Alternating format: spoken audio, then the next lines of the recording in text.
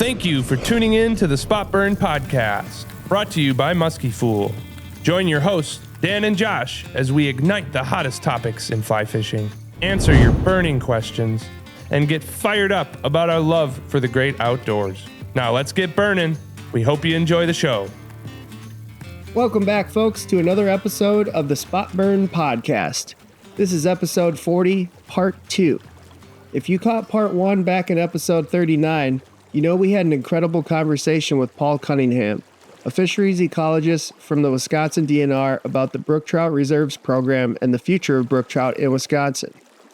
Paul gave us the inside scoop on how climate change and habitat changes are impacting brook trout and what's being done to preserve them.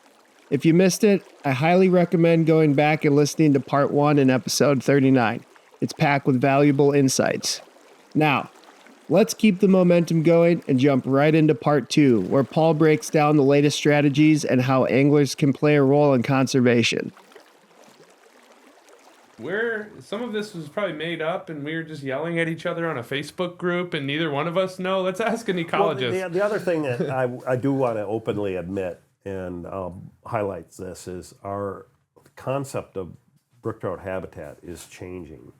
So in the Driftless area, we have a rich history of modifying and doing habitat projects with our trout stand projects. And those projects often sought to establish a lot of overhead bank cover, narrow the stream, increase velocities, create much more coarse substrates in deeper, faster water. And in doing that, we unknowingly tip the balance in favor of brown trout to outcompete brook trout. So we caused a lot of habitat impairments for brook trout unknowingly through the years in the southern part of the Driftless, all well-meaning because we were building great trout habitat. But we set ourselves up to shift the competitive balance in favor of brown trout. And when we did these trout habitat projects where brook trout were there and present, often we saw brown trout move in and push brook trout up above. And so our concept of how we do trout habitat work for brook trout habitat is changing now too. We are not trying to narrow the channel as much. We're trying to retain longer pools and more runs and not have those fire hose flows and narrow that channel down. And also we're talking about forested edges more so than these sedge meadow pastoral landscapes. And I know it's harder to fly fish, and we talk about what's good for trout angler habitat versus brook trout habitat can be two different things. Interesting. Anyway. That's super interesting. And I think it's actually interesting because we hear, and again, this is with our angler hat. This is not an indictment of all the awesome work you guys are doing, but it's this like the golf course rehab project, and it makes it, look not like a native stream. And that's all anglers just kind of bullshitting. But what I'm hearing you say is like you guys actually saw that come through in science of like, it doesn't mean that we shouldn't do some of those projects because they obviously worked for brown trout. But if we're specific, if we are looking at a stream in wherever county and this is a brook trout reserve, the way that we might rehabilitate that stream is now changing. Yeah, I gave a talk in the Driftless Symposium a week and a half ago, or week before last, and very much talked about the way we think about brook trout habitat and our management of brook trout habitat is changing on our practices. So how did you guys figure that out? Like, surveys? Damage. Seeing the response of the population, seeing a project where we do a project and brook trout decline and browns go up. How recent did that change get noticed that you needed to make? So the Driftless has been expanding for trout, period, in spite of our management even, because of the base flows and groundwater and improved land use and not necessarily all the in-stream habitat or stocking that's caused that. And we had a lot of streams that didn't have trout in them they're just expanding into different areas.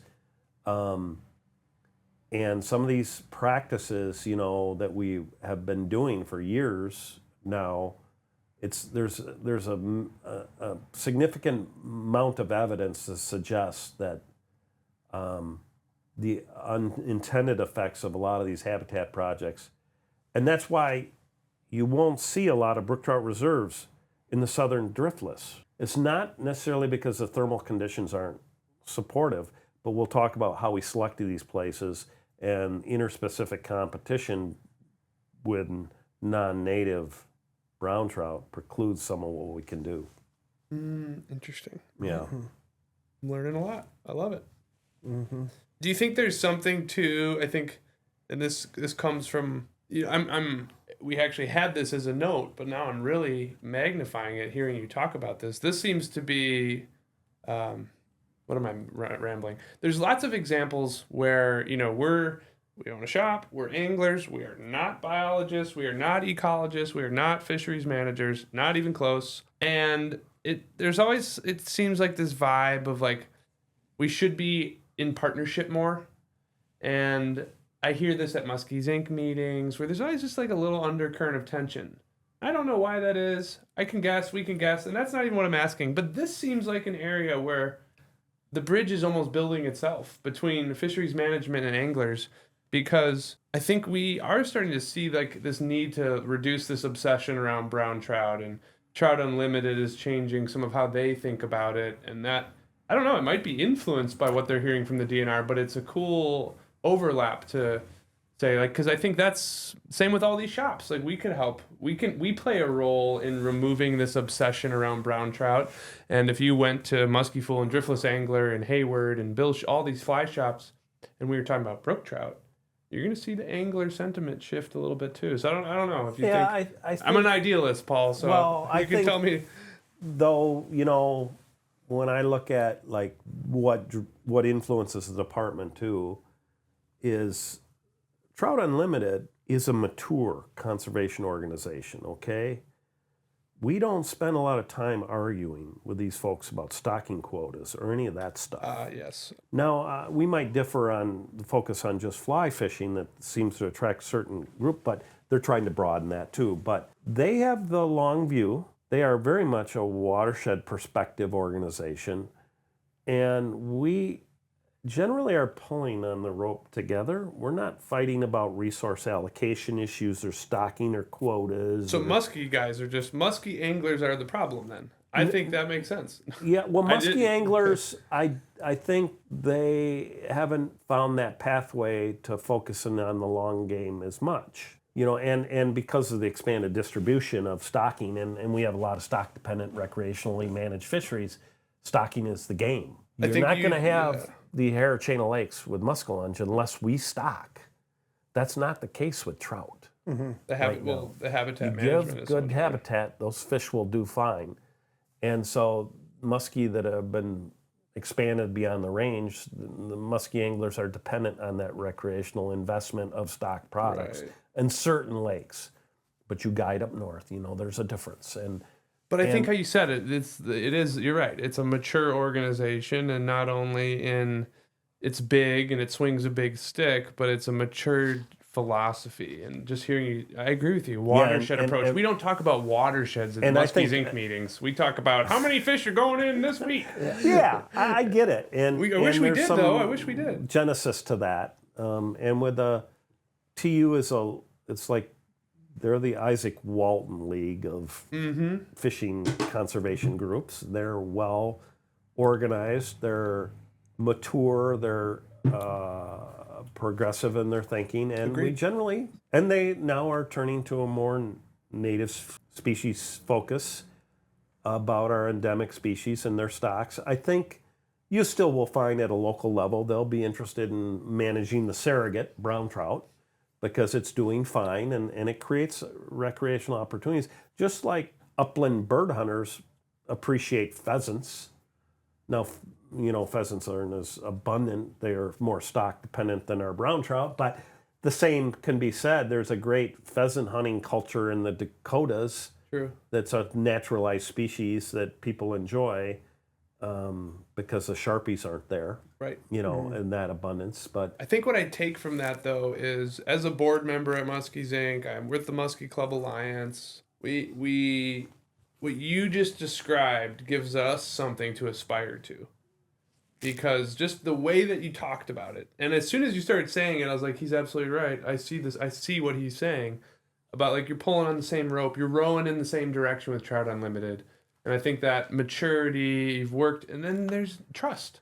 You know, the head of the Trout Unlimited comes to the DNR with an issue, and there's trust there. Where, and this is not, again, an indictment of the DNR. I actually think this is more of an indictment of us anglers. There's a little bit more antagonizing in the musky world around that, and I think what you just painted gives me hope that, like, we can be better as angling groups.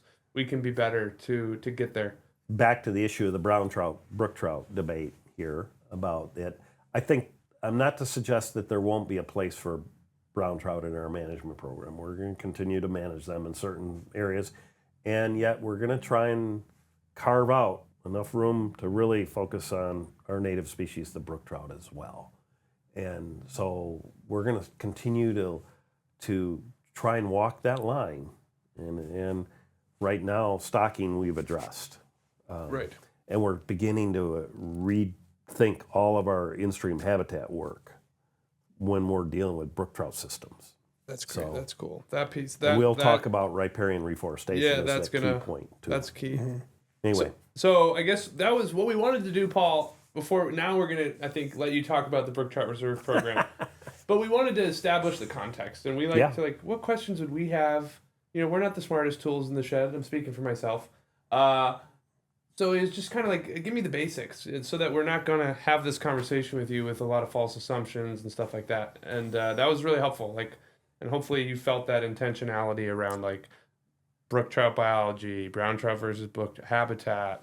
I feel more learned at this point in the conversation. So I'm enjoying it. Good. Good. Josh, why don't you take us into the brook trout reserves? Sure, I'm excited yeah. to learn more about this. Perfect segue to get a deeper dive here now in the Brook Trout Reserve program.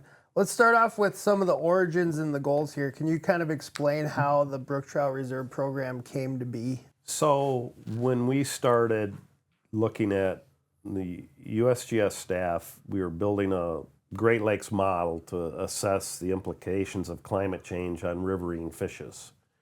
And so Janice Stewart at USGS, and they put together FishViz, and I was part of that advisor to that group on the public interfacing mapping tools and the rollout. We knew the implications, and I used FishViz version 1 before it was publicly released to look at the Driftless area. And we knew that those streams were all going to respond quite differently depending on where they were. And we started to see all the lost habitat. Then we said, oh boy, we need to look at this statewide. So with the Driftless master planning project in 2013 and 2014, we then formed a statewide team to say, this is pretty sobering, we better look statewide. And once the USGS modeling came out with FishViz, we said, we need to prioritize our investments on where we're going, and we need to find these strongholds. So the Brook Trout Reserves team was this quiet department team of biologists and researchers that John Lyons and I led. And we worked behind the scenes, kind of, working on this idea. And we thought about it in terms of a series of filters. So we want, across the state, we have basically 4 big ecoregions, the Driftless, Southeast Till Plains, that U of the middle, the north central hardwoods, and then the northern forests. And we said, let's start to work on filters. First, we've got to have abundant brook trout to begin with. Natural reproducing brook trout populations of pretty good abundance. So we said, we want to have data for the whole state. We don't want to, we don't want to discourage areas where we have to have data. So we took these 1,800 sub-watersheds and we said, well, let's start to winnow them down. We threw away about 1,200 and some because there were no trout in them, no classified trout water. So we had like 600 remaining. We said, well, then now they have to have abundant brook trout. So we took for each ecoregion, they had to be above average populations at the sub-watershed level from our catch rates. We pulled them out. Then we said, we can't be conflicting our management. We can't be stocking brown trout in these systems and have all this conflict management. So no conflicting management. Get the brown trout out of the situation. A little bit about our management goals. Then we started using fish vids. We want to know thermal conditions, the resiliency systems, and the future forecasts of trout habitat. So these trout have to have a minimum viable population space to occupy in terms of suitable habitat. And we know temperature is everything for brook trout. So we said they need to have at least 2 miles of habitat in this sub-watershed to be considered. So when we got through those filters, we said, okay, abundant brook trout in our contemporary surveys, good stream resilience and future habitat at least 2 miles, no conflicting brown trout management in terms of stocking. We use stocking. Then we had, that took us down, and then we teased them all, we put them together, and then we pulled apart our selection process and said, we're gonna make another fundamental choice. If brown trout or coho chinook in the South Shore of Lake Superior outnumber numerically in our catch rate data brook trout, we got problems.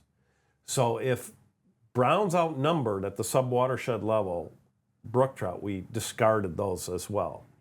Those watersheds. Those sub-watersheds. Yeah, okay. So then I didn't select the criteria. I did all the analysis. The team vetted all the selection of the objective criteria we used in this filtering, because we had a lot of data. We had GIS modeling data, we had all our state lands data, we had catch surveys, we had all the data that we filtered through. And then we ended up with 205 sub-watersheds. Then we aggregated them back into we call reserves. So a reserve could be one sub-watershed, or it could be, our biggest one has 23. The Ocono-Peshtigo headwaters, if these sub-watersheds touched each other, they could even be flowing different directions. They became a reserve. So we have in this process of selection process, we came up with 54 of these places. And these are the best of the best, in our view, of brook trout systems in the state. And so we call them brook trout reserves, which is a term, which means the best of the best that should be able to handle, or most likely that these populations are going to thrive or survive in the face of climate change, environmental perturbations, and biological effects into the future. So that the reserves today represent 20% of the brook trout habitat statewide, these 54 places, okay? And as we carry this out to the mid-century, they'll represent about a third of the brook trout habitat as the other habitats decline because of warming. Yeah, I was just thinking back to your numbers. So this is the best 20% of the 22,000 miles of brook trout habitat. This is that nearly 5,000 miles. I can't remember what my math is. Let me look here. It's just so interesting how the projection around what brook trout habitat will remain and what you guys identified as the best is very close. You know, like you said about based on the current trend, but we might be left with 7,000 miles, and 20% is the best water, and it's like it kind of makes sense. Yeah. So whether or not we struck it right, to some degree, is irrelevant, in that we're prioritizing these places to coalesce around about a conservation biology proposal to keep brook trout as a core cold water fish in our state, in our streams. You know, and it's not to say that we won't manage for brook trout outside of these places, but all else being equal, it gives us the opportunity to focus on these areas because our resources are limited. Well, that's just like, I'm smiling because, as I mentioned to you earlier, I've been in business my whole life, and like that's what a good business would do. When shit hits the fan, or when you have a strategic threat on the horizon, it's like, well, what's your core? What can you protect? What can we focus on? You know, because I envision there's, you know, folks in southern Driftless who are like, yeah, remember when they used to stock brook trout? What the hell? And I think just hearing you just shared that context. Like, well, you'd probably still love to, but facing the current circumstances, like, we gotta batten down the hatches. We gotta make sure the best of the best, in your words, gets our attention. We can't spread it thin.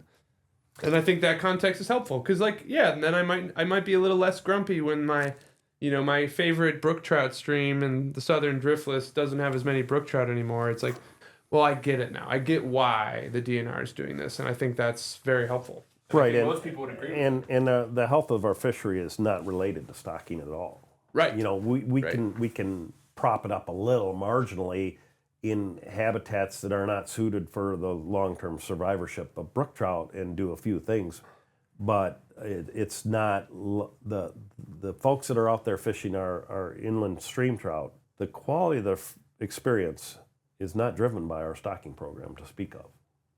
So it's a little different, in that theme. What do you think it is about angler culture that gets so hung up on that? Because I agree with you, and I even sense it in my own Well, 'cause you mean on stocking? Yeah, because like hearing what you're saying and being like, I don't care about that. I'm taking the long-term view. That's just like, of course, that's what we should all be thinking. Like, but we just kind of like we're just like these little greedy anglers who are like, I want you to stock a big brown trout in my local watershed tomorrow.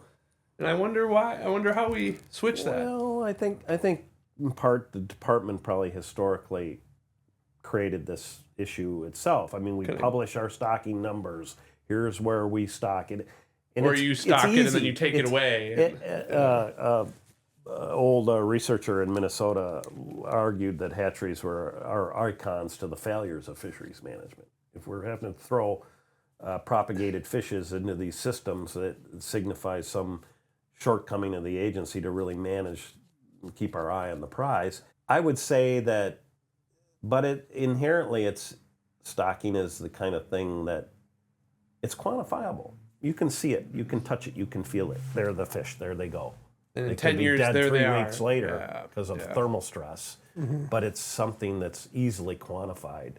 And when the hard long game thing is hard, it's much harder and it's much more invisible and it's harder to quantify. And stockfish it's easier. And for trout, it's the same that way. But thankfully, like I said, I don't think we have got this kind of pressure on stocking of our trout fisheries. And Do you think there's any hope to have this type of mindset for something like muskie, or no? in its native areas in the Northwoods, yes. Not down south, no. But even Those are like stock dependent systems. right? You No, know, no. I'm not talking Madison. Like, yes, agreed.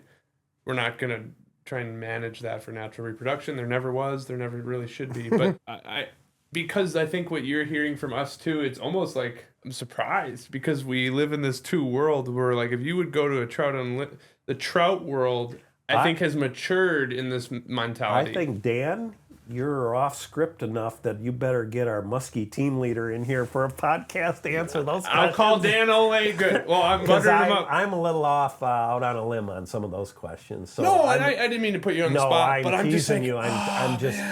I'm just joshing, Josh. Yeah. But what you're saying, I'm like, yes, I think I'll get Dan Ole on the podcast. I think though. the angling groups around Muskellunge will change through time too, and they will focus on issues that are important to them in their own time. I'm gonna take that as hope. There is hope. Yes, you there is didn't. hope. You didn't tell me no. No, Good. that's right. I'll let Dan tell me no when he comes in. Okay. Speaking of hope, let's talk about some of the long-term outlook of the Brook Trout Reserve Program in kind of the face of climate warming and everything that's going on.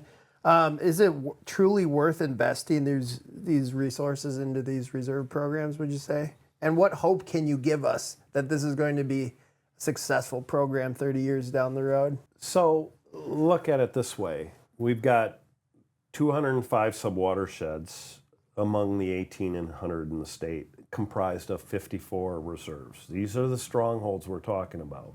These are the places where brook trout are likely to persist. And there is a lot of hope here.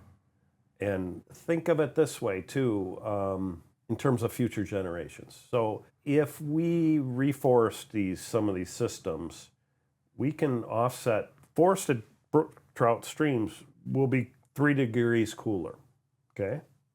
Let's do some simple math. And if we do that, we can offset climate change impacts for 100 years on average. Just that single buffer. Yeah, if they weren't forested, and if we reforest them, that can offset 3 degrees is about 100 years of climate change. That is my grandkids' kids. And it's not a matter of, you guys had thought about return on investment. Those are hard questions. Economic valuation. What's a brook trout remaining in the state worth?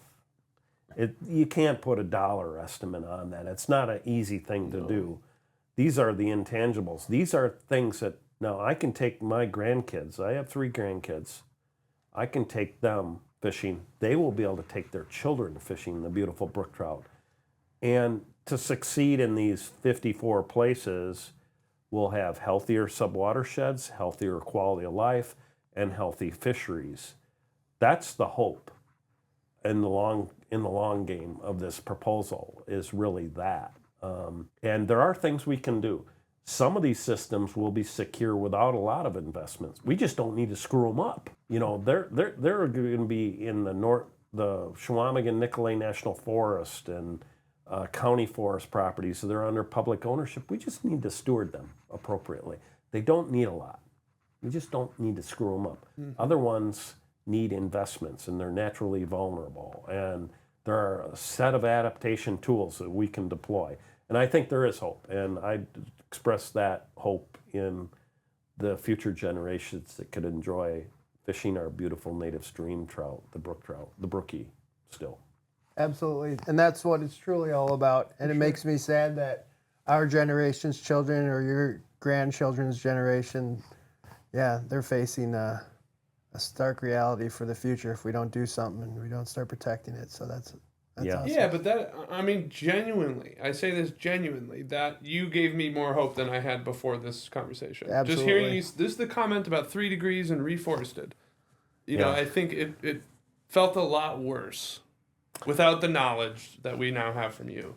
And I think that matters. That doesn't make me complacent. That makes me want to support these types of programs even more, because this is our hope. I'll go off script a little. Oh, go for it.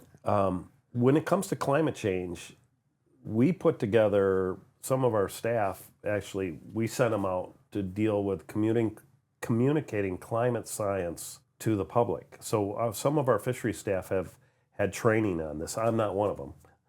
But we've utilized their skill sets in communicating the climate science. And the idea of expressing these dire consequences is not enough. You have to focus on positive messaging as well. And what can we do? Because if you didn't say that, I'd just be like, oh, screw it, stock brown trout then, it's over. Yeah. But that idea of, because there's some strong headwinds about our climate on the horizon here. Currently we face, and they're here today, and they're on the horizon even worse. But we can't just focus just on that, because we're in this. We're in the game, and I think there's things we can do. And so we're in the process of managing these messages in more hopeful ways. Can I ask a potentially uncomfortable question? Sure.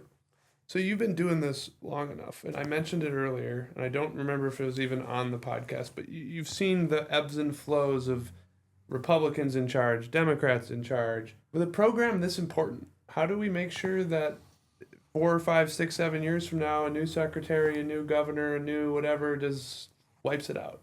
You think about that? And if this is inappropriate, I'd love to hear your answer, and we'll cut it out. But how do we make sure that someone else who just thinks differently than you decides to cut this? I think it's our anglers. The community. Yeah, I mean, that's good to hear. Anglers are educated stewards of our resource, and they aren't going away. And young new anglers will influence whoever's in charge. So I think from that perspective, our anglers will keep us on the right track in the long run. There's something about users of our resource that have influence over our direction as the agency as well. So I have hope from that perspective. Now, the comings and goings of administration will take us in somewhat different directions, but in the long run, these are things we'll have to address. I honestly didn't expect you to say that, and that gives me like, yeah, not to get really awkward, but it actually kind of makes me a little emotional because this is so much about like why I'm here, why I left business to get into angling is because we need anglers, and I think we feel sometimes we're out on our own island a little bit with that, but to hear you say that, I was like, oh hell yeah. Like, Dan, we yeah. germinated this idea under a different administration. Okay? Just keep that in mind. Good. Okay. But just the power for the anglers listening. You know, you just basically said, like, it's up to you guys. Get involved. Oh yeah. Oh yeah. Use your voice. Yeah, I think so. That's huge. Everybody, like, that's the message to take away for whether it's trout, carp, muskie, pike, steelhead. They're not real steelhead, lake runs, whatever you think. I think it all boils down to like that. When we hear it so much, but to hear it come from you, when I asked that question, I think I took that as a very genuine response. So I didn't mean to. I know that was off script, and I didn't mean to get a little fluffy there. But I'm like, damn, that's the real shit. That's the real shit. So very cool. That's all right, dude. Yeah, are we allowed to keep that in? We didn't get you in trouble. Yeah, I'm the one that usually gets myself in trouble. So. What does success look like, and how do you think you guys are going to measure the progress of this program over time? So in the Brook Trout reserves, the long-term success, of course, is our health of these cold water systems and the extent of habitat and the abundance of brook trout. So we have a long-term monitoring efforts. We're pretty good at monitoring trout streams and their habitat and conditions. And so in the long game this is a conservation biology proposal for brook trout and their persistence of naturally reproducing populations that are doing well. The other aspects of performance will be more of the institutional things, creating a statewide steering team, that capital momentum, spillover effects into other sub-watersheds that may not be brook trout reserves, but see the idea of our ability to bring partners together, whether it be anglers, farmers, foresters, county highway departments, etc. Yeah, I mean, I just was thinking of what you said about the Pestrigo Canto. If you follow that Brook Trout Reserve program all the way down to the mouth, you get to one of the greatest musky fisheries in the country. Right, and there are downstream benefits as well to this, but I think how will we measure success and performance will be persistence and our brook trout thriving in these places. Yep. That's the goal here. There are some short-term measures as well related to more about organizational building, capacity, momentum, funding. Those are all institutional. Is that what you meant by capital momentum? Just funding? Yes, funding. Getting a consistent funding source? Social capital, not financial only, social capital. When local conservation organizations, land trusts, anglers, farmers, that's all social capital. Yep, sure. Communities as well. So that's social capital. That's important. You can't, because in fisheries, we don't hold all the tools to accomplishing this. Our authorities are limited. Right. We deal with acquisition, riparian zone, we can do some things, but when we get out to the watershed, farmer-led groups, etc., there's a lot of things we need to do to keep brook trout around beyond just the water's edge. Oh, interesting. Excellent. Interesting. What, yeah. This is a super basic question. Maybe not today, but in the future, if I found myself at one of these sections of the brook trout reserves, would I know it? Like, will there be signage to say like, hey, you are stepping into not, and I don't mean it as like I don't know what you guys meant there. You both smiled at me. I think I know what you meant, but like, I don't mean it as like, oh, I found the honey hole. I mean it because it's like, you should know what you're dealing with. Like, this is a very special place. This is one of the 54 brook trout reserves. Tread lightly, like that type of.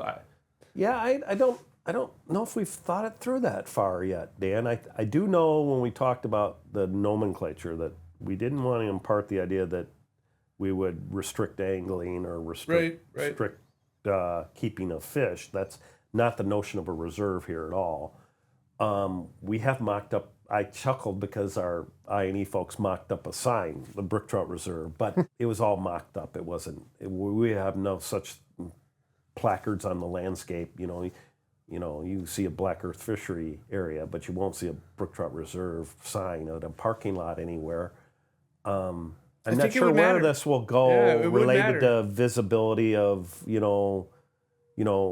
you can go over the top of a hill and say you are now entering the Pecatonica River watershed. You just see those signs. Yep. Oh, yeah. I don't know where the program will go into the future in its understanding that way.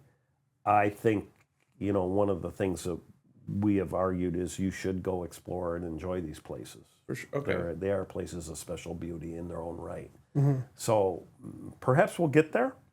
And I say just because and I might be on my own. I'm curious what Josh says. I'm curious what the listeners say. But I'd be interested too. Yeah, when I see those Knowles Nelson, this place was brought to you by Knowles Nelson. You're like, oh, it reminds you to not take this stuff for granted. But also maybe it tells you you're on the right spot too. It's like, oh, there are brook trout here. Yeah, that always helps too. But that was also good. I didn't ask the question, but I'm glad you clarified it around that nomenclature and that intent is just to be clear, we're not restricting brook trout fishing. We're actually trying to preserve it and protect it and profligate it into the future.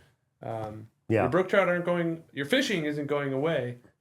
But then I think on the flip side, it's without a program like this, we might have to do that type of thing. Well, if the brook trout habitat is lost, you won't have angling opportunities. It's not that angling is causing these impacts to brook trout. It's just good angling only occurs when you have good habitat. And thermal conditions are the prerequisite to good brook trout habitat. So without good habitat, you're not going to have good angling. That makes sense. And so, but angling is not impacting, by and large, brook trout abundance or prevalence. And, that's not the issue here. So we're not trying to restrict angling at all. That makes sense. We're trying to improve habitat conditions that will foster and create future conditions that they'll thrive. Mm-hmm. That is the thing. We're a pretty simple bunch, us anglers. We just make good fishing and we'll show up.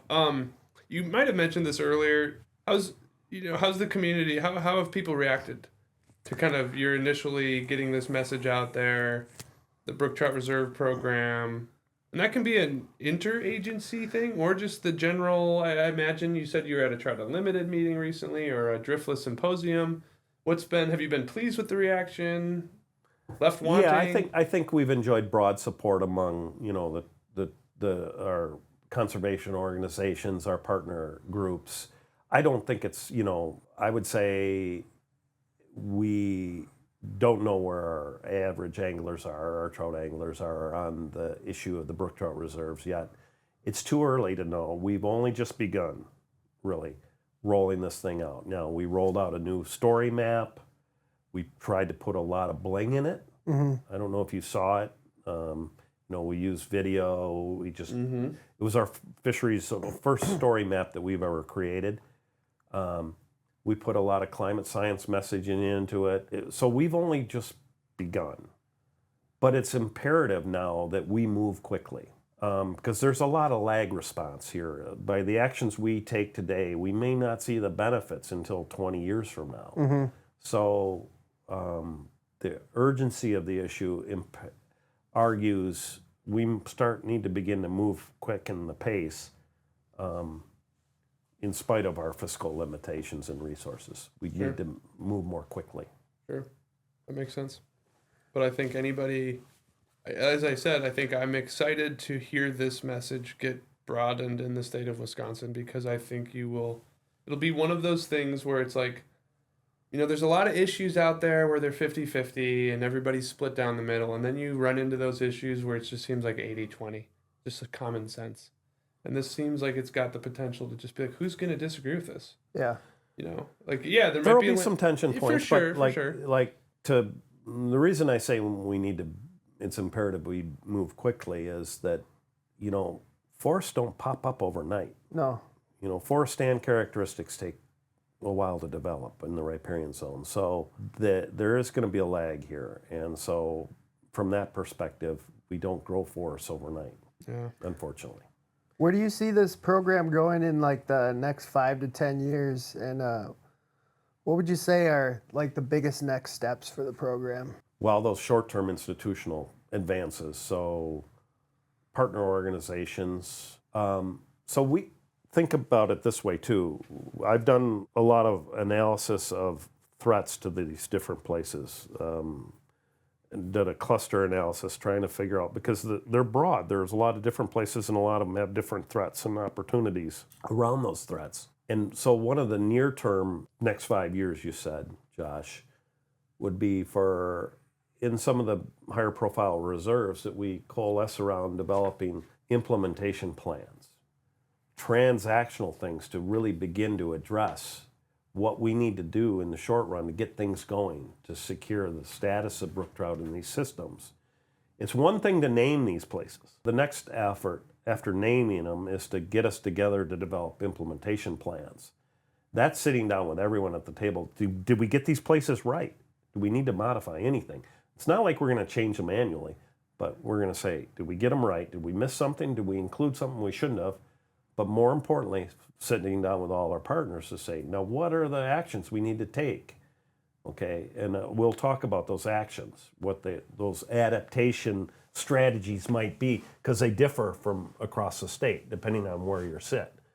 And that's this partnership building, institutional momentum, et cetera. So some of our biologists are already trying to do this in very more networking and formal ways, but developing the implementation plans to say, okay, now, whether you're the county forestry department or the county highway department or the state organizations or farmers, here's what we bring together to try and say, here are the opportunities we're going to move on to address the threats for these cluster of sub-watersheds. Mm-hmm. So it's that 5-year statewide steering team, implementation plans, on-the-ground activities that are the low-hanging fruits, just move on them. We don't have to have a plan to move on the obvious either. Yep. So like the don't put brown trout there. Yeah, that'd be one that's of the obvious. Yeah, that we're already doing that. Right. Move on these things. Yep. And then okay, well, we'll talk about those adaptation strategies a little more, but those in the short term, 5 years, that would be, and increased outreach like we're doing today. Yeah, perfect. Too. Yep. I'd love to get into that right now. I think our next kind of area was like the habitat restoration. Some of this you've touched on. Like I wanted to understand, and I know this, it's in gray, but is this like one of those problems where there's these huge 1 to 2 highly leverageable things that can be fixed? Or is this more like it's a million small things? And I would guess it's somewhere in between. I mean, to me, reforesting to get 3%, 3-degree reduction, that seems like a big fix. But it does, what I'm hearing from you is it's a lot of different things. It's sub-watershed. Some streams need our help. Some just need to be protected. So I don't know if there's anything you'd want to add to that. Otherwise, by all means, feel free to get into some of the details around some of this. So what we adaptation. did is we took these 205 sub-watersheds and we used 8 major variables to cluster the watersheds, the ones that were most similar about their resilience and vulnerabilities and their characteristics. And so in that analysis, we came out with basically management themes, and so we have a set of sub-watersheds in the reserves that they're the best of the best. They're healthy, they're forested, there's very little anthropogenic impacts on them, mostly in public land. We classified them as vigilance. Okay, don't need to do a lot, just be vigilant. Then we had another set of sub-watersheds where we classified them as naturally vulnerable. Very healthy forested sub-watersheds, wetlands in great shape. Very little anthropogenic impacts of land use about ag and urban influence, but they have lower rates of groundwater to their base flows.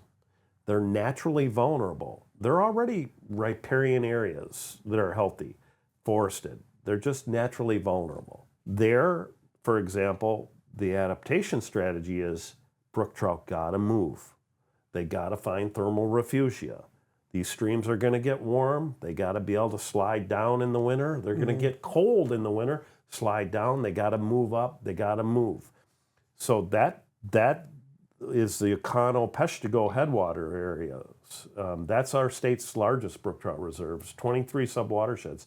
There we sat down and we said, we need to remediate the impacts of perched culverts, road fragmentation of habitats. So we sat down, we put together a Great Lakes Restoration Initiative. We're in the process of almost announcing and recruiting a project position that will put together and lead a team comprised of TU, the county highway commissioners up in the Northeast in that reserve, Fish and Wildlife Service, Chequamegon Nicolay National Forest Service staff to put together a brook trout passage team. They have got a massive Great Lakes stream crossing, road crossing inventory data to work with. They're developing a 10-year strategy to identify which road crossings are failed, are fragmenting habitats, providing a barrier to brook trout movements that we're going to remediate. So there the strategy is they're naturally vulnerable. There isn't much we can do to offset the impacts of climate warming, but what we can do is allow brook trout, give them more room to move, to find thermal refugia. And so that's where you analyze your data to connect threats to strategies. We're not focusing too much.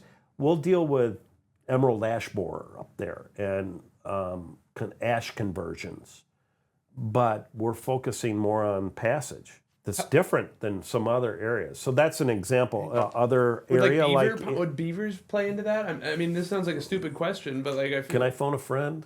Yeah. Beavers is a complicated story, and we're analyzing. We've got some whole beaver removal. We got to follow up on control beavers, is what I'm hearing. Project up there. We've got a whole study on that. That's its own podcast. All right. That's all right. in the Noted. mix Noted. of this. Yeah.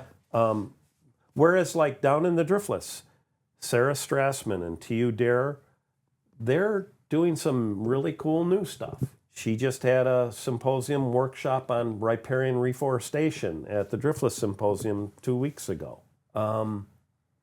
Sarah's got also working with TU staff an inventory of all the road crossing data surveys that they've been doing in the Driftless area. They're putting it into the Great Lakes Stream Crossing database.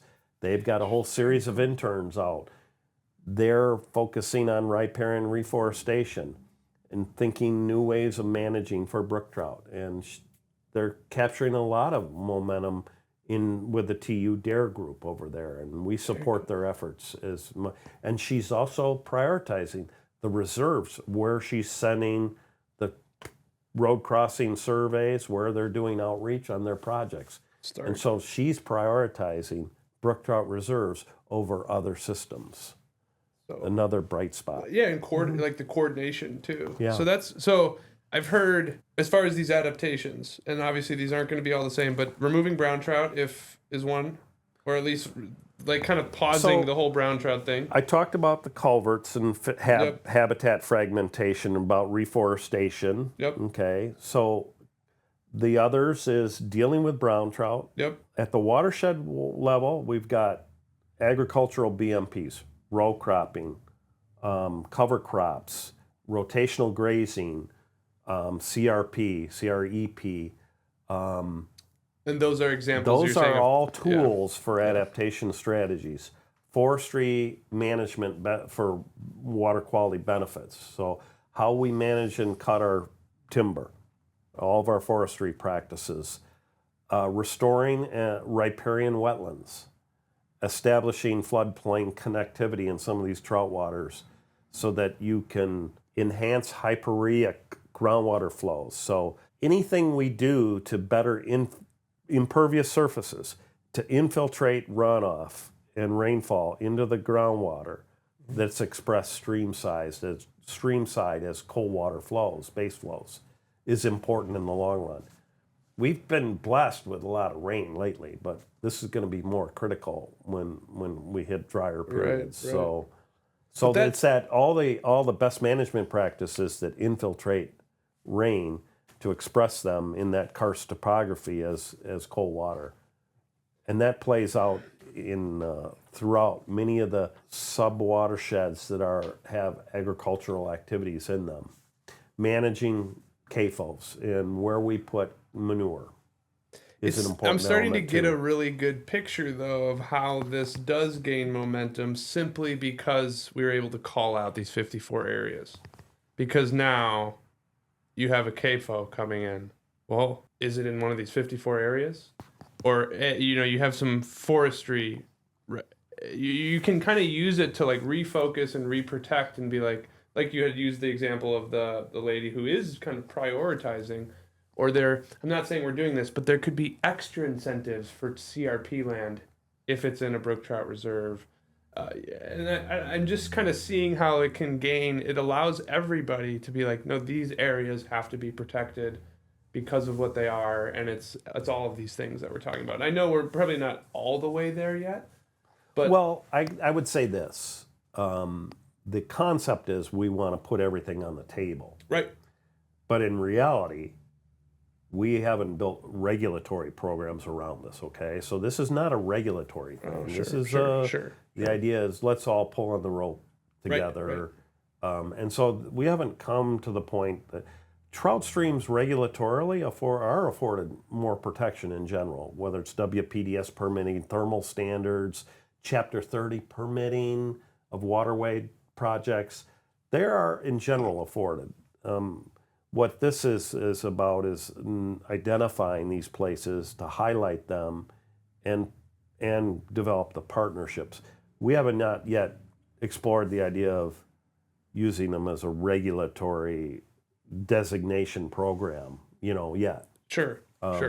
So it's all about partnerships more at a voluntary level than regulatory. It's not like the department is out there dictating you're in a reserve, so you can't do X, Y, and Z. No, and I didn't want to put words in your mouth, but you got me thinking of like that because everybody deals with this. Time and money are limited. We have to prioritize things. We have to focus. And if I'm going to go try and survey every bridge crossing in the state, that's insane. But if I'm going to start with the 54 brook, I can make an impact. All else being equal, I'm going to put more effort here. Right.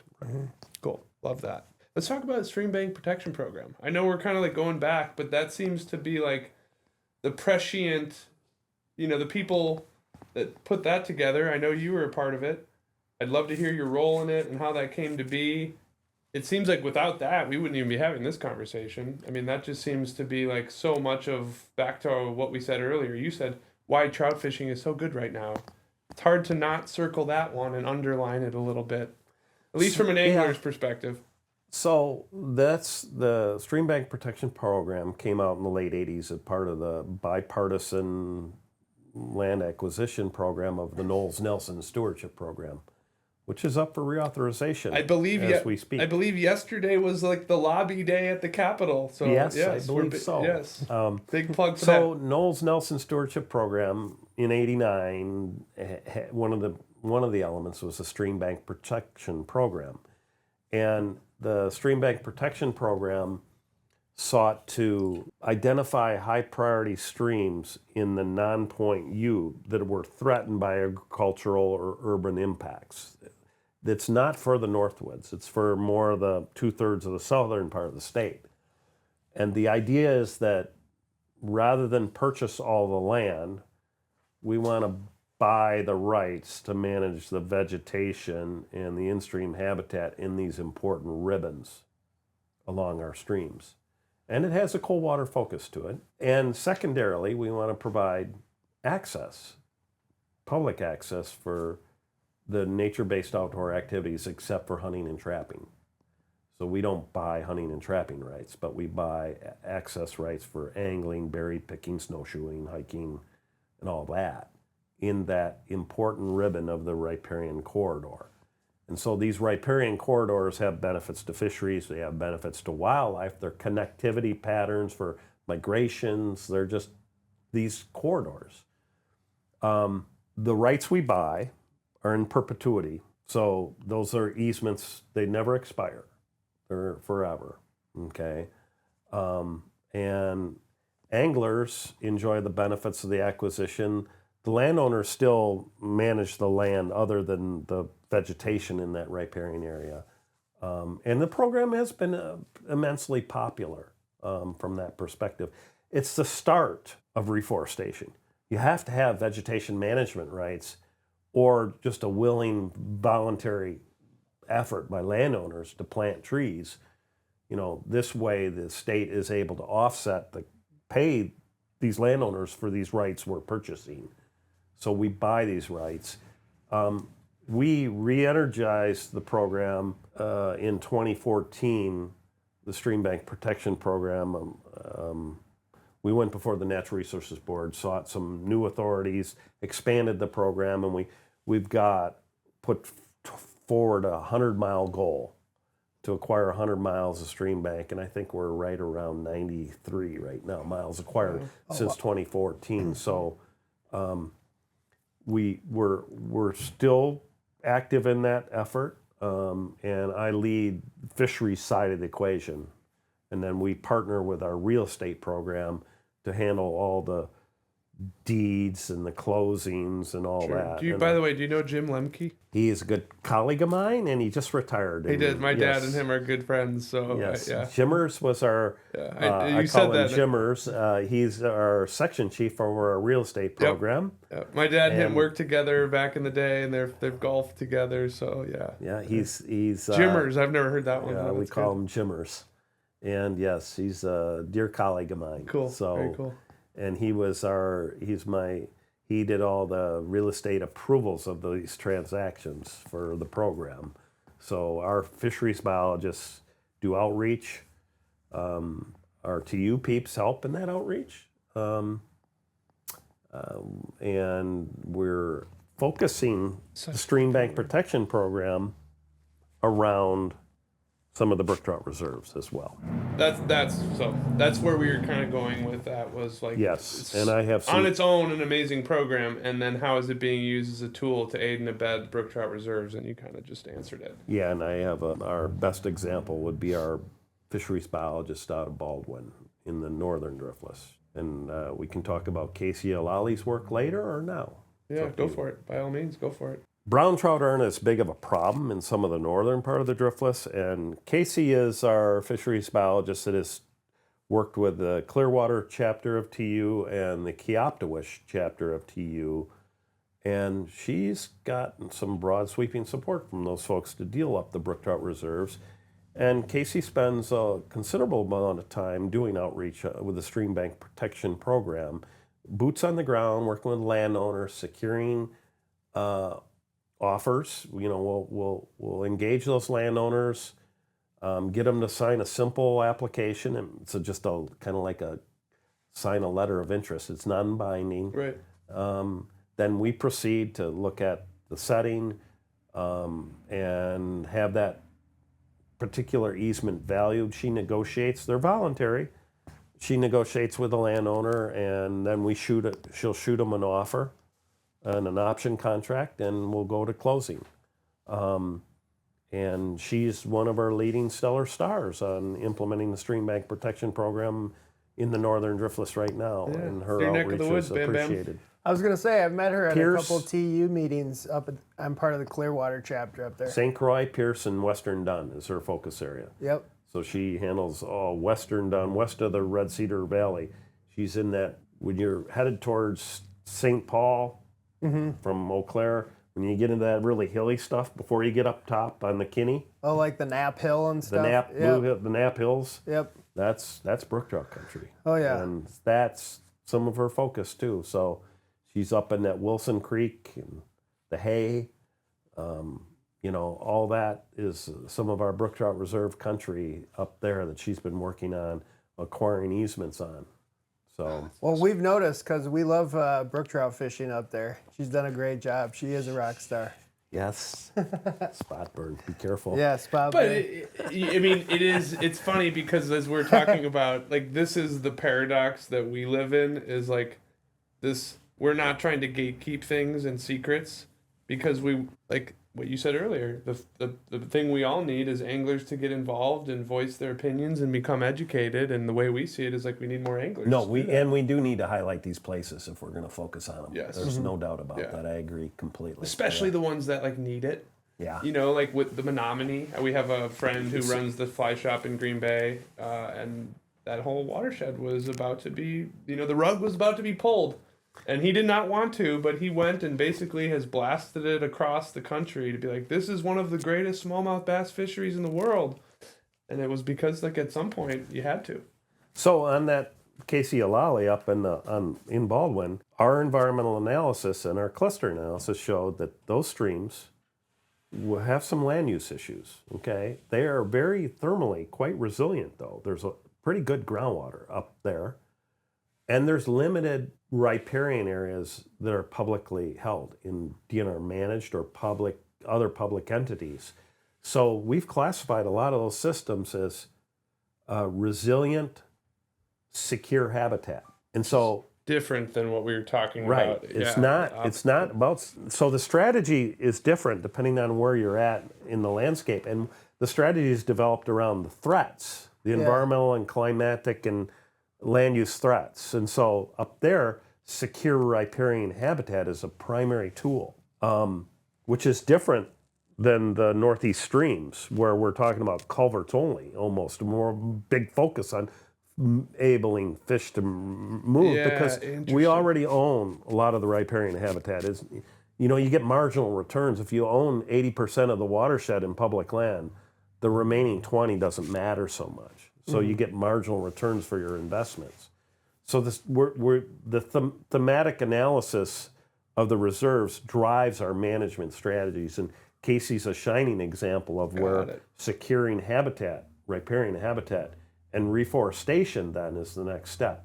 But you got to secure the habitat rights before you reforest. Which also goes back to why you're like, we have some urgency here, because this is not a quick fix. We gotta get the land, and then we gotta stay plant the course the trees. too. Right. Yeah. Get started and stay the course. Right. Yep. So, yeah, I agree. That was helpful. It's an interesting question for us, and we don't have to go super deep on this one, but I think it's more of an area I feel uneducated in, and we're literally living in Wanakee, which is effectively one big wetland. But how do wetlands play into this? Or are there specific areas where they're more important or less important in wetland protection? Because I know it might seem tangential, but from our perspective, like, populations are growing, we're trying to develop more, and a lot of, like, right here, the only place to build in Wanakee, Wisconsin is in a wetland. And I'm just curious how, and you could tell me, like, no, not really important as part of this discussion, but like I said, kind of uneducated on that. Well, I think most of the brook trout reserves aren't on the tail of this extensive urban development so much. Yep, So which would make sense. Wetlands are critical. That being said, many of the reserves aren't affronted by, like, Dane County's development. I mean, you can't get a brook trout reserve in Token Creek because of the implications of Sun Prairie. And Is there cause and effect there, or is that like... that's impervious surfaces and runoff, and there's a lot of influences about urban development that you might not be able to have space and room to adapt and keep brook trout there. Yeah. So you didn't but find in any other agricultural watersheds, Makes though, sense. aside from Wanakee, so I'm setting Wanakee aside, but in other agricultural watersheds, riparian wetlands are critical. And a lot of it is about reconnecting the streams that are to these wetlands in the floodplain, because they can capture then, some of these extreme events. So our 100-year event is occurring about every 5 years now. And as well, these wetlands then become enhanced infiltration areas to provide groundwater flows, hyporheic flows, cooler water at other points in time after these events. And they're just important for biodiversity, for everything else, the herptiles, the reptiles, water quality, all the other functions they provide. And some of it is about restoring them. Others is about stopping draining and tiling that's currently ongoing. that seek some of the draining and tiling is occurring just on the edge of these wetlands, and then we're just inundating these wetlands, and beyond their capacity to function and filter. So the draining and tiling of wetlands, or the draining and tiling of flows into these wetlands, are still remain a big issue with agriculture too. Yeah, that makes sense. So it sounds like in some instances part of the adaptation program around these reserves, but also just like one of those examples of like a potential just like general benefit to this program. Right. Yes. And if you looked at our outreach, we'd be arguing, restore and protect wetlands, and the other, some of these adaptations, high cap wells, big issue in some areas of the state too. Right. So, that system of brook trout reserves that are associated with the central sandhills, if you go up Wisconsin River Valley and then you go off to the east to Marquette, Waushara, Wapaka counties. Now, not all of them are brook trout reserves up there, but there's a lot of trout water there. And it is influenced by all that farming off to the west too, and water withdrawals for agricultural benefits there, is a big issue. Yeah. So it's a different place of the state with a different threat and a different opportunity. I mean, but there's one. My dad used to live up in Plover, and just by naming where he used to live, you probably know what I'm talking about. But the place runs dry now, sometimes in summer, like dry. Yeah, it's like, man, Little Plover's had its issues. I know.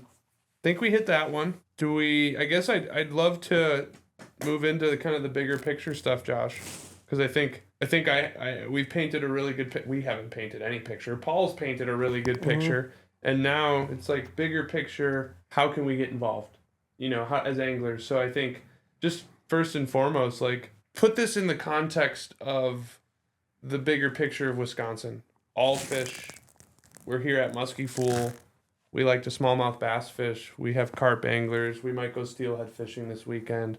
But at the end of the day, what we all care about, whether we're hunters or anglers, is like, how is our natural resources going to be protected in the face of this climate change? And how is what's happening with brook trout kind of being applied to how we think about other warm water, cool water, cold water species?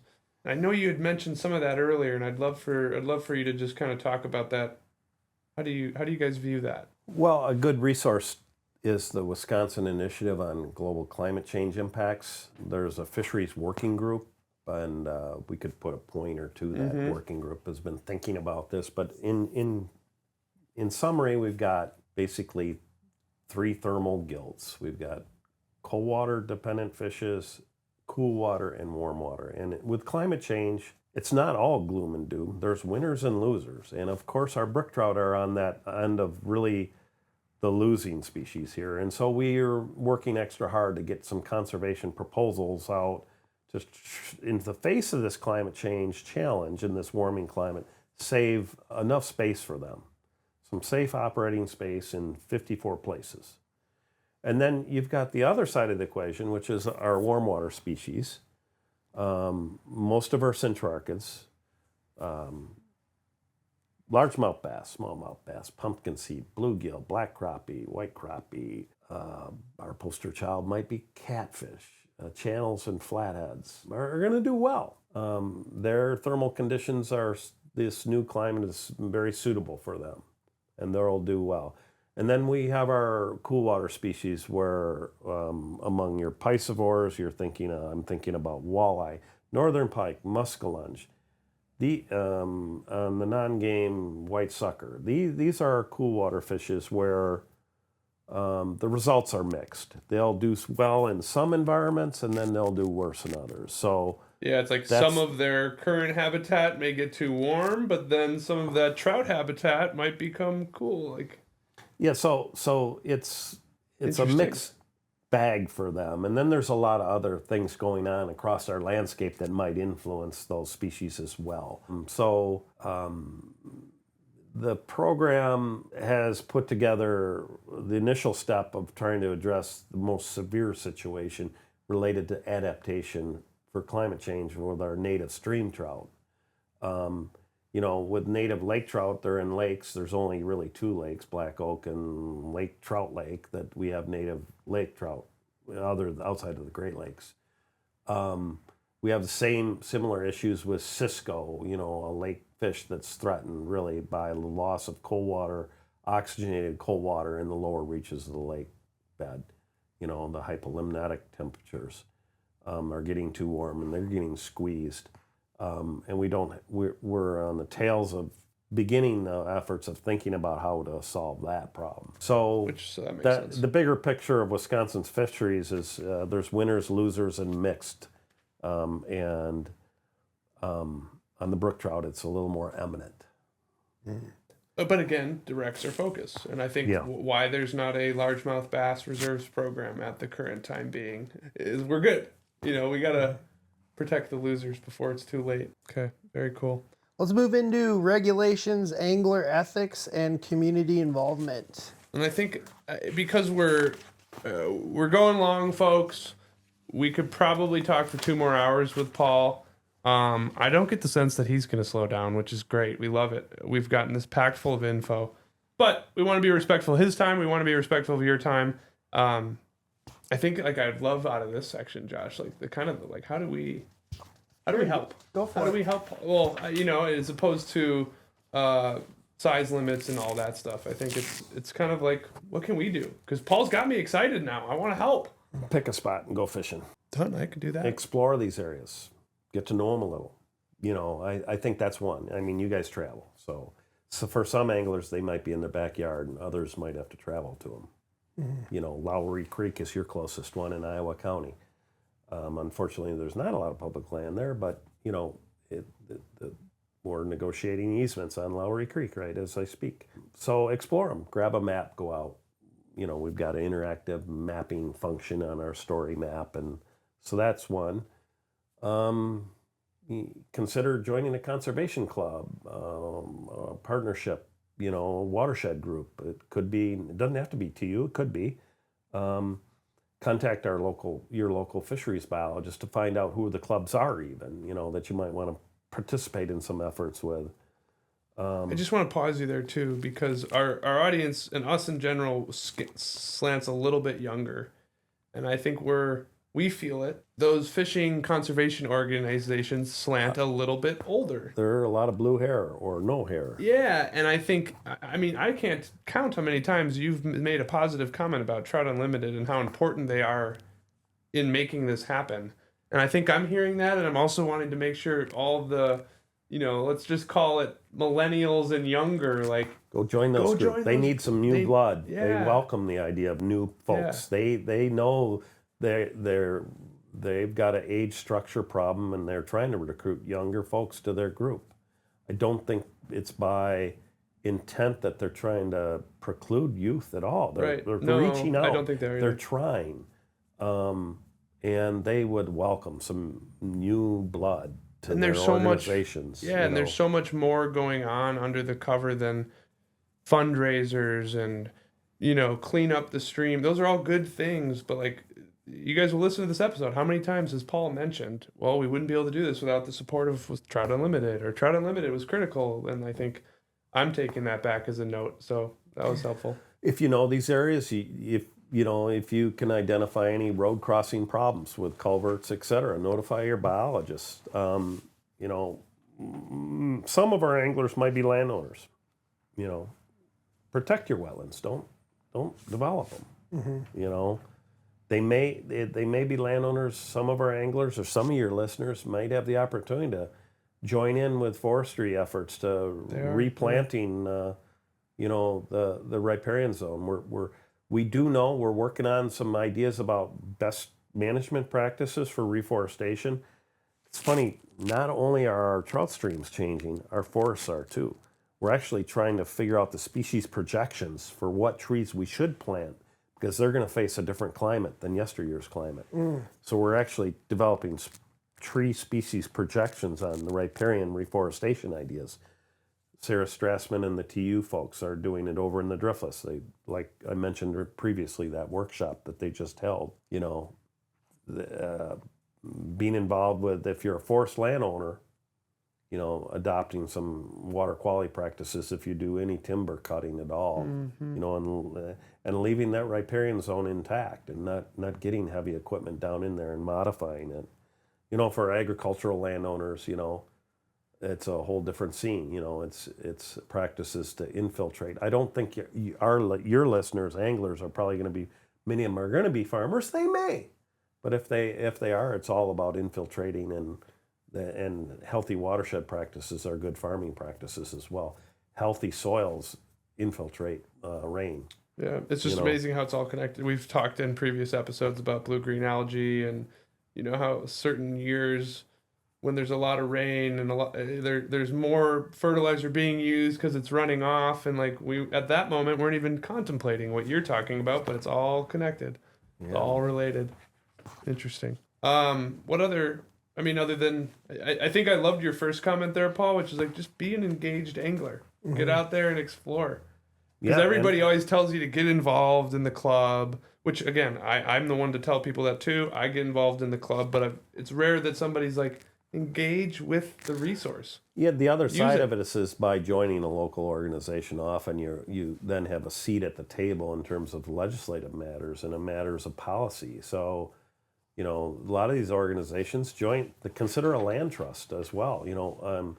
They have the long view, so joining the land trust or contributing to a land trust also, these folks are also influential. The River Alliance are very influential in state policy development. We just talked about reauthorization of the stewardship program. These are the folks that are reaching out legislatively to make things happen. Which, at the end of the day, moves the needle. It is the needle mover in some degree. Yeah. We think we saw some of that happen with just which groups were able to put a little bit of pressure on the current administration to at least propose license fee increases. And we don't have to get into all that, but it's I don't think Governor Tony Evers just woke up one morning and was I have an idea. There's influence, and that's how it works. Get involved. Yeah. Government is run by those who show up. Yep. I love it. Before we get into our final thoughts, so climate change is forcing tough choices in conservation. Do we put resources into saving brook trout, or do we accept browns in certain areas? We do both. We're going to have to do both. They are tough choices. And it's not to say, I wouldn't argue that the sky is completely falling down. There's nothing we can do. On some streams, we will not be able to secure the status of brook trout. They're going to get too warm, and they may become brown trout systems only, or they may eventually contribute to smallmouth bass management. In other systems, that's not the case. We can do things here to move the needle, to secure the status of brook trout. In some reserves will require more work than others. We're challenged with dealing with this warming climate, and the success of this is dependent on how much the department can pull together everyone, and or other entities can pull together everyone in a partnership way, really, to make this happen. I don't want to sound like this is infeasible. It is feasible. This is a very pragmatic proposal. It's not like I'm saying we can save brook trout everywhere. We've done our hard lifting here on the analysis side and bringing the best of the science in our GIS tools to put together what we consider a very pragmatic, practical proposal about what to do on making sure brook trout thrive in certain areas, I really echo that. I'm taking that away because I think personally, at a personal level, when you hear things like there's, the ozone layer is changing or the oceans are warm, these are such, your brain can't even process the scale of these things. And you just kind of get overwhelmed and you're just kind of what am I going to do to fix the ocean? But I think what you're talking about here is the exact opposite of that. You guys have literally whittled it down, and I'm oh man, we have a fighting chance. We're going to give it hell. And I think that creates this momentum wheel, and I think I agree. I'm just reaffirming what you said. Absolutely. Hell yeah. Yeah. And the first step is it's all about place, figuring out these places, first and foremost. And so I think we're off to a good start. I'm hopeful, and I think Wisconsin has a rich history in resource stewardship. The health of our trout resource is a testament to a lot of stewardship from a lot of folks already. So we enjoy some great trout fishing, and we want to continue to provide a set of healthy streams for brook trout anglers into the next generations, and knowing that there's some things we cannot do related to climate change impacts on some systems, and it's directing them and accepting them versus resisting. These are the places we're going to resist, and we're going to work hard on developing the partnerships to do it. We're going to prioritize some of our investments in the future, and we're going to hope others come along with us in this journey. I think that's the hope. I love that. Yeah. I think kind of move into final thoughts. You're already, our last section was called Inspiring the Audience, and you're already doing that in spades. But I guess I want to ask kind of a personal question related to this, which is like, you have a illustrious career, Minnesota, Dakotas, Wisconsin, different Ohio State, Stevens Point, fisheries, hunting. What do you hope your legacy is related to all this, or do you even think about that? My legacy is going to be enjoying fishing in the next 10 years and being retired. I haven't thought about that. I guess you caught me off guard. Well, Dan, we thank completely. you. Thank you then. I didn't think about that at all. I guess I'd hope to think that I worked hard, Yep. and I get legacies. I don't think about that, I guess. I'm having fun. I'm having too much fun to worry about legacies. So I guess that's my answer. Is I continue to really enjoy my job. There's a lot of people that might be burned out. Well, I don't need to tell you my age, but I'm near retirement. You just leave it at that. And I'm still excited about my job. And there's a lot of folks that tell their careers are like deadwood. They just oh God, get me out of here. I'm really. I don't get that sense from you. I'm really having fun still. Yeah, you're fired up. That's awesome. The bureau director that Lee Kernan was our fisheries chief in a while, and he goes, Paulie, when you're not having fun, it's time to retire. And I think, my partner, she's retired, and I'm still having fun, but I know there's other things in life. So, but that's the fun part about it. So I don't think about legacy, but I do think about having fun and the challenges still. So that's cool. Well, that's good. I hope That's you good. That. And I worked with so many great people in our agency across the disciplines, from the Water Quality Bureau to you mentioned Jim Lemke and our real estate staff, and facilities and lands, our planners, our forestry staff, my wildlife colleagues. So I'm blessed to have touched paths with so much skill and talent in the department over the years, and that's the cool side of my job. And I have a diverse job in terms. I'm not the trout guy. Mm-hmm. I don't know if you got that. No, I deal with lake restoration. I kind of came in thinking that. I'm pesticide team leader. I do a lot of other things, northern pike. So I'm not this. I have so many different job opportunities. It makes it so fun. I like cold water work. Don't get me wrong. And the Brook Trout Reserves has been a passion of mine. And I've had this rare privilege of leading that conservation proposal. And I'm going to hand it off soon, but it's been a fun thing to get off the ground. And I think it's gaining some traction and momentum such that it's getting solidified now, which I think is that we've only just begun is my point. But it's imperative we start moving. Right. Well, I didn't mean to throw you a wrench. Yeah, you did, kind of. But no, I think I had to ask it, Paul, because we prepare all these questions and we prepare what we want to get out of it, and we research you and your report and your background, and then we get to talk for 2.5 hours, and I think we get to know each other. And you're an inspiring dude. And, I've enjoyed our visit. It's really I don't really say pleasant. this, yeah, but I don't say this often, but Wisconsin and the Wisconsin DNR is gonna be a sad day when you retire. I'm gonna be very happy for you, but I appreciate that compliment. Just your perspective on things is And I'm saying that, and I've only talked to you for 2 hours and 45 minutes. I bet there's people at the organization that are like, oh, you have no idea the level. So I hope that's inspiring maybe for the next... I might work harder the next all 3 weeks in a row. Good. But the next person that, right? Because like we said earlier, there's someone who's 17 right now trying to decide if they want to go to Stevens Point and become a biologist or an ecologist. And I hope maybe they're listening. I know one of them is an intern at the DNR, and he actually sent me a few questions to ask you.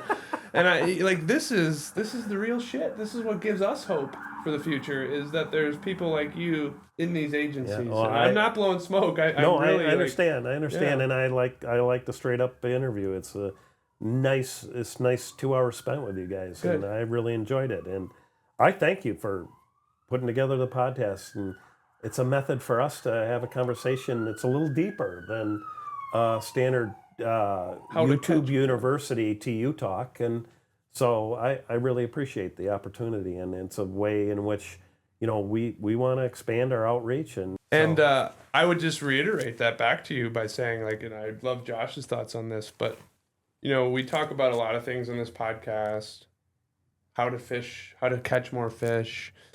Sometimes we're joking about crazy news stories about somebody that claims they saw a 90-inch muskie. I can like recount on my one hand how many times I felt like we were wading into a topic that really mattered. And like this was 3 hours. 3 hours, going on 3 hours of like, this is the real shit. This is the stuff that matters when it comes to like, why do we fish? Why do I own a fly shop? Why do I do this personally? And it's because of this and this conversation. So well, we were rapping, and we're just kind of at that phase where we're like gushing over each other because we just enjoyed the conversation so much. Yeah, it was wonderful. But Paul, formally, thank you so much. Thank you to all the work you've done, all the people you've inspired, and thank you for just showing up and having this conversation with us today. It was awesome. It was awesome. A pleasant few hours. I enjoyed our conversation, and maybe let's go fishing this year. We'll see you at somewhere. Might see you at. I got 54 spots. I got 54 spots. I got to go figure out now. So. Yeah, I don't think I'll be hiring a muskie guide because I'm a pike angler. But, that's okay. But I appreciate muskie angling too. Yeah, we'll go. We do our fair share of pike fishing here and there. You'd be surprised when muskie season's closed. I'm gonna learn how to swing a streamer at them. I have not done that. Pike? I enjoy fishing with my fly rod, bass and bluegills, but I've not swung. I tore my rotator cuff, so now I'm. Oh, sure. We'll get you the two-handed cast. Yeah. Stay rod. Well, that's good. Well, then that's what like another reason this was so cool is like you spend your time doing this. Yeah, and I look forward to seeing you out and about. Likewise. Yes, sir. And I'm an occasional podcast listener. Good. So Good. I'm not on Facebook a lot, but I like listening to your podcast. Well, hopefully you'll get a bunch of people reaching out to you saying that they heard you on a podcast, because that means more than 9 people are listening, and we're not totally sure. There might just be like Russian bots that are listening. We don't know if they're real people. We hope they're real, but no. By all seriousness, guys, Paul, thank you. Everybody so listening, much, Paul. Thank you. You're welcome. Another awesome episode of the Spot Burn Podcast, talking about the Brook Trout Reserve Program. Paul Cunningham, Wisconsin DNR. Until next time, everybody. Thanks, See you guys. later. Thanks for tuning in to the Spot Burn Podcast, brought to you by Musky Fool Fly Fishing Co. We're stoked to have you along for the ride. If you're fired up about the show and want to keep it blazing, share it with a friend. And don't forget to like and subscribe wherever you get your podcasts. Got a spark of inspiration, feedback, or just want to fan the flames of conversation? Head on over to muskyfool.com. We'd love to hear from you. Keep on burning and catch you on the water, y'all.